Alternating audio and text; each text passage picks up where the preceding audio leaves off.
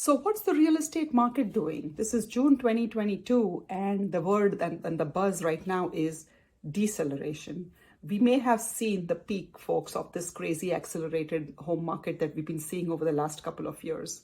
Don't get me wrong, the demand is still high, the supply is still limited, but that crazy escalation in prices and the crazy, quick sales has slowed down a little. We all sense the market to be shifting a little bit, and it's a rate of acceleration that has slowed down.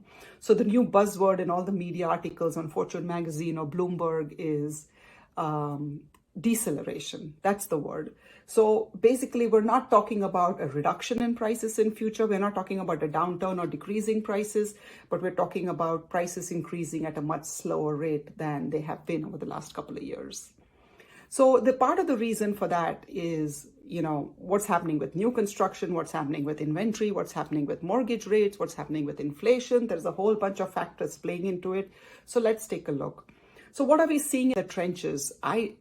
We feel these changes first. The realtors who are actually doing the deals, when we're talking to the other co-op realtors, when we get on mastermind groups or, in our group chats on these social media forums where we, connect with the other top agents in the area. And we're all saying the same thing. We are seeing the sellers have to price the home right now. At first, like last couple of years, anything goes. But now that's not as much the case. If you're a hot property in a hot location and move-in ready and updated, yes, it's still a crazy hot market for you. But the market starts slowing down for the other opposite end of the spectrum when things are not quite, 100% all thumbs up for a property. So this is when a good realtor comes into the mix, someone who can help you recognize and identify the properties that are on either end of the spectrum and where they would be, So you see the changes first coming in the less desirable properties, and, that's where it's hitting right now. So instead of, 30, 40, 50 showings and maybe 20 offers, now you're seeing about 10, 15, 20 showings and maybe 3 or 4 good offers. The demand continues to be high, though. The millennials are still looking for the homes. But again, what's the home profile is very important to identify.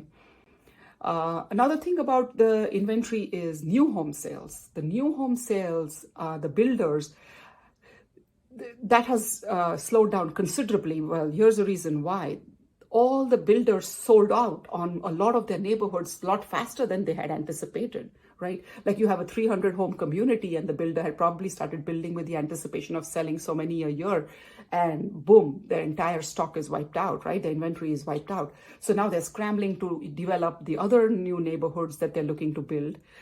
In our area especially, I have just started hearing rumors about some more new construction communities coming up. But as of now, in terms of what's available to sell in new construction, there is very, very limited inventory here. They have supply chain issues as well, and they have, issues with hiring good help as well. So the new builds have slowed down. In terms of the inventory of resale, that's ticked up a little bit, actually. More and more sellers want to cash in on this wonderful market and get high prices for their homes. And, this is the school season anyway. March, April, May, June has historically been the peak season for real estate because people want to move before the school year starts.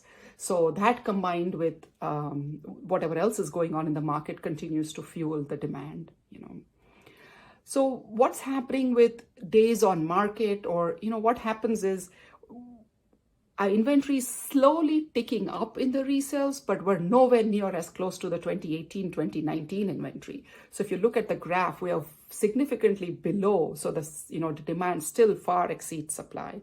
So in terms of the future, in terms of where we're anticipating this price increase is going, we're still anticipating an increase in prices in the next year or so. And a few, actually, according to some experts, for until 2024 for sure. The millennials, they're not done buying yet. Baby boomers are going to be selling more and more homes, and we're going to see that play out in the next couple of years. We see a nationwide breakup of where the appreciation in prices has been, and you can see it appears that everybody's moving down south to better weather. Everybody from cold weather is now trying to escape down south because commutes aren't an issue anymore. If working from home is a thing, then you can go to warmer places, it appears.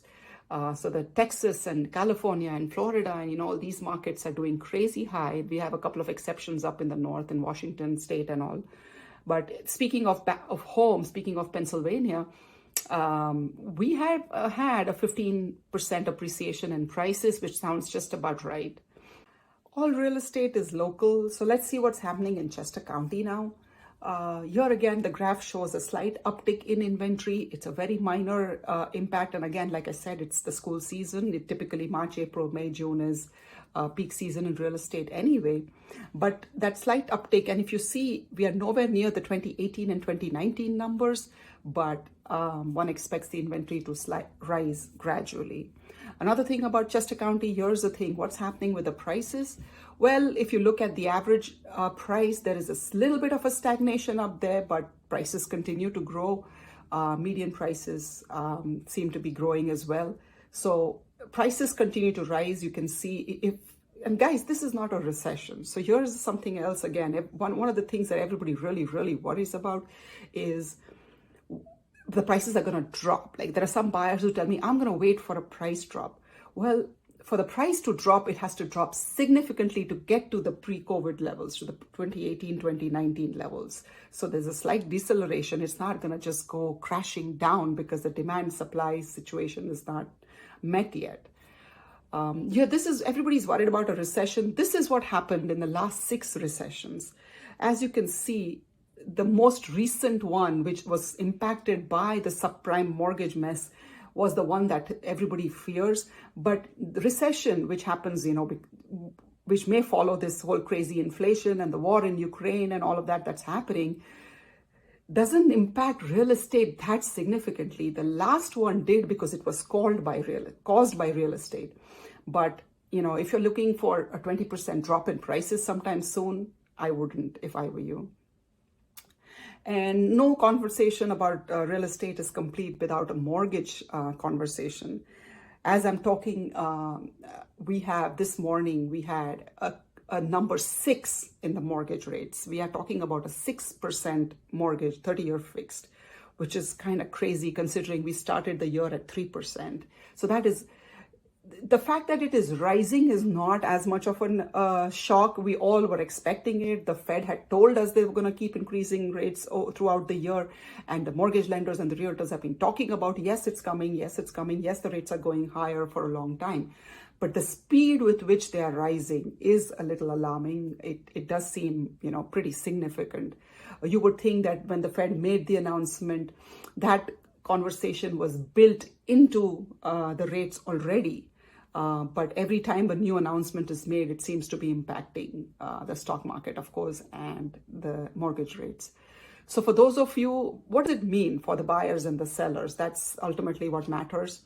Those of you who were intimidated by the 4 and 5%, but bought anyway, well, you can be happy now because look how crazy things got, right? So, another 10,000 increase in price or another, a quarter of a point increase in rates, you got to balance things out, or paying for rent.